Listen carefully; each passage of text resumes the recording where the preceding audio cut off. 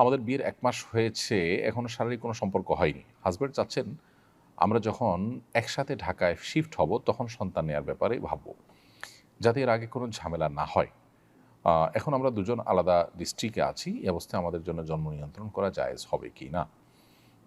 ১ম কথা হলো যে, এ ধরনের কোনো প্রতিবন্ধকতা আ যেটাকে আপনি প্রতিবন্ধকতা মনে করছেন যে, এখন বাচ্চা হলে দুজন ২ জায়গায় আছি, ঝামেলা হবে। তাহলে আমরা একসাথে থেকে তখন বাচ্চা নিবো। এজন্য ওই পর্যন্ত আমরা জন্ম নিয়ন্ত্রণ করব।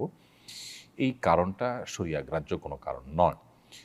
শরিয়ার দৃষ্টিকোণ থেকে জন্ম নিয়ন্ত্রণ তখনই করা যেতে পারে যখন এটা সাময়িক সময়ের জন্য হয় এবং এটার ফলে বাচ্চা কিংবা বাচ্চার বাবা বা মায়ের শারীরিক অসুবিধা তৈরি হওয়ার আশঙ্কা থাকে কিংবা লালন পালন করবার মতো কোনো পরিবেশ না থাকে। এখন সন্তান হলে সন্তানের মা লালন পালন করবেন এবং একটা সময়ের পর আপনারা ঢাকা চলে আসবেন। নিজেরাই সিদ্ধান্ত নিয়েছেন।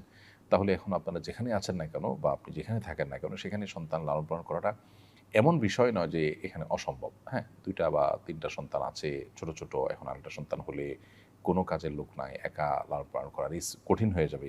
এটা একটা বাধা হতে পারে, যুক্তি হতে পারে। কিন্তু এবারে ১ম সন্তান, আপনি নিজের সন্তান নিজে লালন পালন করতে পারবেন আলহামদুলিল্লাহ সুস্থ স্বাভাবিক মানুষ হলে এটা আপনার জন্য অসম্ভব বা অসাধ্য নয়।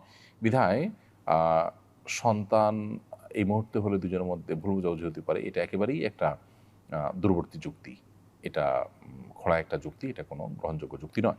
যার কারণে এর ভিত্তিতে আপনারা জন্ম নিয়ন্ত্রণ করতে পারবেন না। জন্ম নিয়ন্ত্রণটা মৌলিকভাবে কোনো জায়েজ বিষয় নয়, বরং শর্ত সাপেক্ষে সেটি জায়েজ হয়। আল্লাহ তাআলা আমাদেরকে বিবাহের মাধ্যমে, দাম্পত্য সম্পর্কের মাধ্যমে মানব ধারা পৃথিবীতে অব্যাহত রাখবার নির্দেশ দিয়েছেন। বিধায় এখানে নিয়ন্ত্রণটা করা যাবে শর্ত সাপেক্ষে, সাধারণ অবস্থায় নয়। আর আপনি যে অজুহাতের কথা বলেছেন, সে অজুহাত আসলে শরিয়া গ্রাহ্য অজুহাত নয়।